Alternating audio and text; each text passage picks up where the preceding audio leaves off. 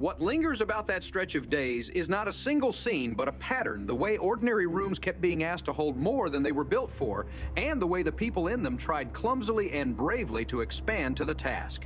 Queens in Winter offered its usual script of errands and weather and family logistics, but the bunker home found itself drafted into heavier stories. A glittering friend walking in with jokes and walking out under hospital lights, a small paycheck refusing to buy a small lie, a crowded bar forced into humiliation on command, a guest who turned privacy into a lesson about generosity, and a quiet return to faith measured in the length of one lit candle. Across it all, Archie kept reaching for control with words and rules. Edith kept answering with the kind of decency that doesn't check the market price. Gloria and Mike kept testing their convictions against events that did not care about convictions, and the neighborhood kept being exactly what neighborhoods are, half miracle, half nuisance somehow enough. Beverly LaSalle's entrance was a reminder that warmth can be theatrical and sincere at the same time. She walked in wearing elegance like armor and comedy like a handshake, turned Edith's living room into a backstage lounge with 3 compliments and a curtsy, and made even Archie smirk despite himself. There was a scrapbook. Edith's love has a practical streak. She makes memory into an object you can hold, and a promise of seats for a show that suddenly seemed as necessary as dinner. Beverly had the easy way with family pronouns, confirming what Edith already practiced, that kinship can be elastic without snapping. For a while, the house felt larger than its square footage. Then the night divided it by a terrible integer. Mike came back, shaken, describing boys who weaponized boredom and found an audience in fear. Beverly put herself between the blow and the young man, a reflex that looked like choreography, because it was rehearsed by a life spent noticing who needs defending. The coroner's math delivered in the quietest voice in the building left no room for negotiation. The holiday didn't just dim, it acquired a hole that lights could not fill. It is tempting to tell grief stories as if the room held its breath until someone learned a lesson. The truth here was messier and more honest. Archie flailed toward coherence with the tools he trusts, jokes with elbows on them, definitions of normal, pronounced as if the word were a life vest, the hope that by naming a border he could move danger to the other side of it. The very effort betrayed a kind of care he doesn't know how to declare. If the world would just stop being weird, he could finally keep the people he loves safe. Gloria corrected him, then forgave him in the way adult daughters do when they know their father's bark is the closest thing he has to an apology. Mike said the clear sentence, "He saved my life," and then learned how inadequate clear sentences can be when your nights are busy rearranging themselves. Edith did the most radical thing in the house. She sat with her disbelief long enough to discover it wasn't disbelief at all, but grief refusing to wear its Sunday clothes. When she told her family she wasn't going to church, she wasn't tossing away a creed. She was protecting a friendship and letting the God she believes in find her somewhere quieter than a pew. Meanwhile, life insisted on its habit of arriving dressed as logistics. A stunt in a laundromat ripped Archie's souvenir shirt and unfolded into lights and a camera, and a detergent test so simple you could memorize the lines by accident. The job would have paid more if Edith had pointed where the agency wanted. She could not. She kept choosing the half that actually looked cleaner, and because sincerity doesn't read the contract, she cost them their commercial and herself a bigger check. Archie's accounting how much the bar needed, how much the family could have used, could not outshout her muscle memory for truth. The way she explained it, if she explained it at all, made it sound as non-negotiable as gravity. If people are watching, you tell the truth with your finger. Afterwards, she took the small money home and turned it into dinner. That's another thing about Edith's ethics, they always end as supper. Archie's ethics include profit and spectacle, preferably at the same time. The Super Bowl then promised a beautiful correction to a bruised week. He rented a giant screen, stacked sandwiches, devised an offer that familiar patrons understood as a puzzle with one answer, and expected a till so fat it might heal his pride. 2 men with pistols rearranged the evening. The command to drop their pants turned a room full of regulars into a line of reluctant punchlines and made Archie understand the unique cruelty of being forced to participate in your own ridicule. The money vanished fast. 5 minutes lasted forever. The glassware seemed louder than it had in any previous celebration. Yet even there, the bar proved its odd social contract. people obeyed the guns, and then when it was over, tried to stitch one another's dignity back together with jokes. It's not that queens can't be humiliated, it's that they tend to be humiliated together and survive by averaging their shame. Into that atmosphere dropped Aunt Iola, one of those relatives who does not require permission to be part of your household. She came with practical graces, bed-made sharp towel hung correctly, a willingness to disappear when a room seemed crowded, and a taste for slightly scandalous reading material that made her sound like trouble and act like relief. Her planned destination dissolved under the pressure of a medical emergency, leaving the bunker home to do what older family homes do, be a depot for interruptions. Archie performed outrage about his invaded privacy the way he performs so many things loudly, theatrically, with an undercurrent of affection he would rather you not notice. Edith's response was domestic science, the pineapple lesson so precise it sounded like common sense dressed as poetry. You find ripeness by tugging at what a thing is ready to let go of. It doubled as a recipe for hosting.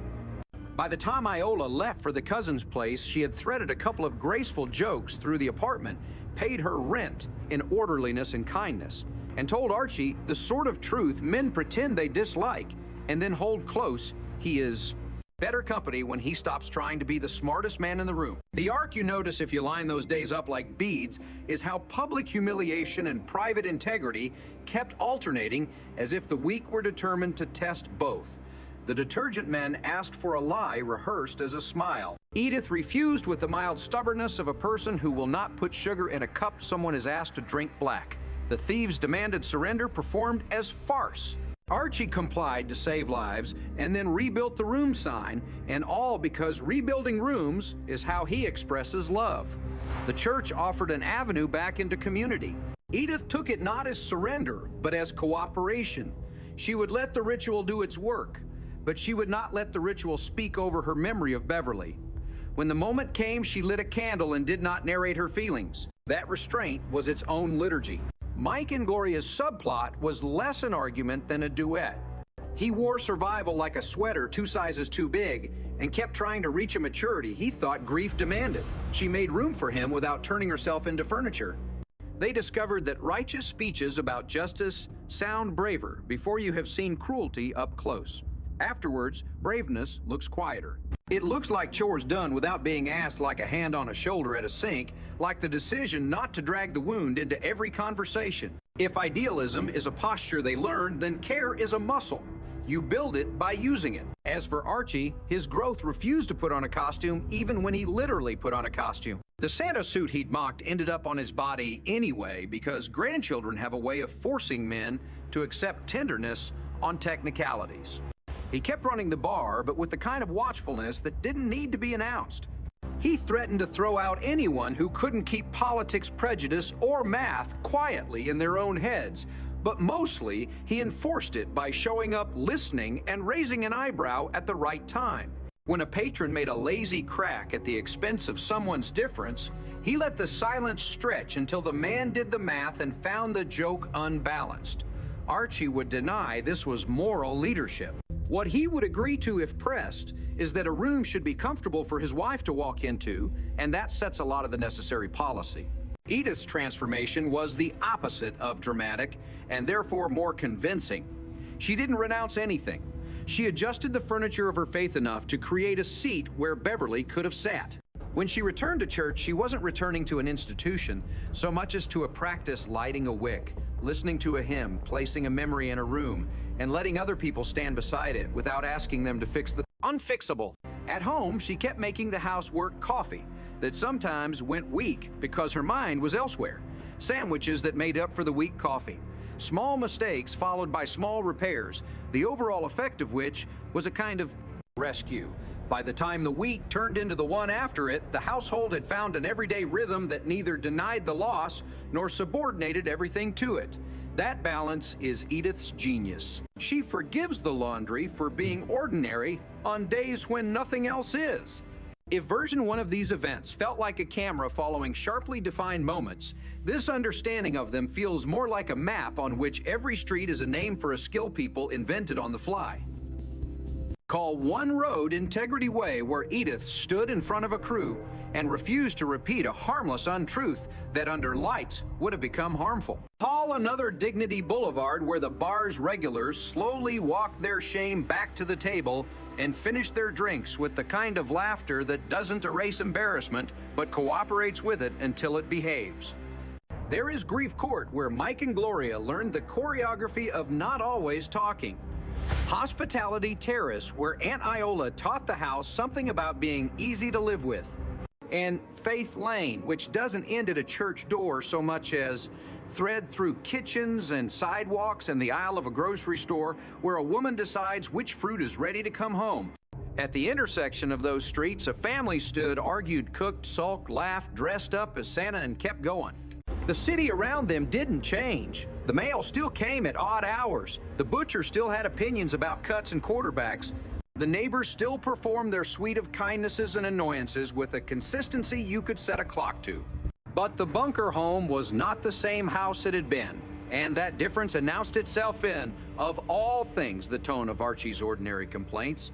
He still grumbled, of course. A man can be a landmark that way. Yet the grumble acquired soft edges when the topic brushed against someone's humanity. He could still be wrong at volume, but he was wrong less often about the kinds of things that would wound someone who wasn't in the room to defend themselves.